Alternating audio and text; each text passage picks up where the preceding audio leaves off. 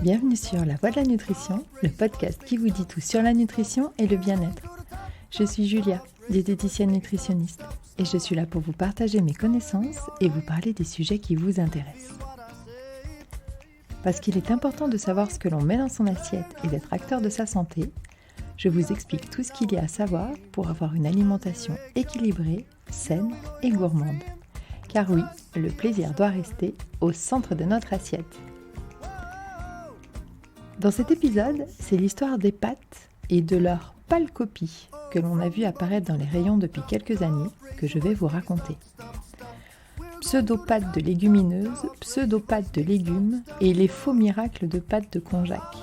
Un épisode, vous l'aurez deviné, sans parti pris et tout en douceur pour mes racines italiennes. Si vous souhaitez avoir plus d'infos, de conseils et de recettes, vous pouvez aller visiter mon site, lanutritionpourtous.fr, ou me retrouver sur Instagram avec le compte Julia Lapidiette. Et si vous avez encore plus de questions ou besoin d'un accompagnement personnalisé sur Lyon ou à distance, n'hésitez pas à me contacter. Mais quoi qu'il arrive, n'oubliez pas que votre santé et votre corps méritent le meilleur. Alors, ne les confiez pas à n'importe qui. Je vous souhaite une bonne écoute.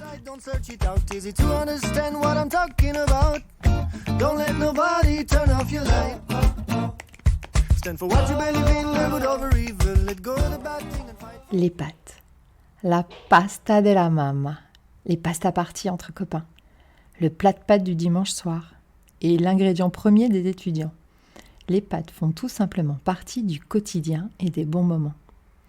Emblème de la cuisine italienne, 23 kilos par an et par habitant y sont dévorés, contre seulement 8 pour nous en France, pour une production mondiale de plus de 17 millions de tonnes par an. D'une simplicité enfantine en termes d'ingrédients, farine de blé dur et eau, et selon la recette, œufs et sel, mais aussi en termes de cuisson, quoique, attention, al dente de rigueur. Certaines recettes peuvent même porter les pâtes à un rang gastronomique. Mais avant de vous faire saliver, reprenons du début. La grande majorité des histoires nous content que ce serait Marco Polo qui aurait ramené en Italie les nouilles d'Asie. Or, ces nouilles sont à base de farine de riz, donc ce ne sont pas des pâtes au sens latin du terme.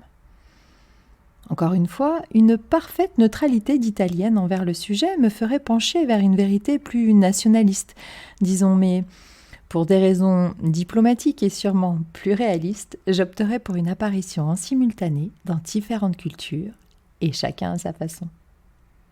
Pour preuve, le mot spaghetti vient de l'arabe et signifie ficelle. Et les Indiens, eux aussi, avaient des nouilles. Les lasagnes sont apparues, elles, dans la cuisine romaine. Et la trace la plus ancienne date de 1700 avant Jésus-Christ. Elle parlerait de pâtes émiettées et râpées, puis cuites, un peu comme les spätzle alsaciennes. Et si je parle de spätzle, je dois aussi vous parler des crozets, ces petites pâtes carrées que l'on dévore vers la Savoie, mais aussi des vermicelles que l'on jette dans la soupe et qui sont plus répandues dans le nord du pays. Bref, pas de chauvinisme avec les pâtes, mais du goût et du partage. Et puis, plutôt faire une levée de bouclier face aux ersatz que l'on essaye de nous vendre comme des pâtes, comme les pâtes de konjac. Mais j'y reviens dans quelques instants. On trouve majoritairement des pâtes sèches, ultra faciles à conserver, car, comme leur nom l'indique, elles sont dépourvues d'eau, ce qui empêche la dégradation du produit. Il est comme figé, et aucune bactérie ou moisissure ne peuvent se développer. Le temps n'a ainsi pas d'emprise sur elles, les petites vénardes.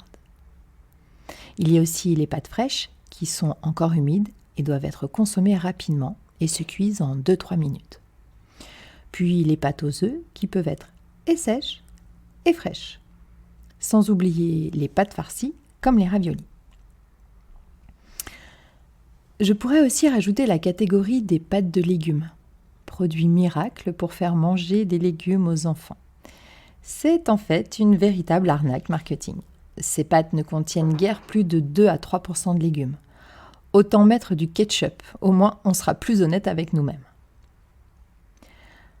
Dans le rayon bonne conscience, il y a les pâtes de konjac, faits à partir d'une racine utilisée en Asie, qui ont eu, il y a quelques années, le vent en poupe, surtout pour les régimes débiles.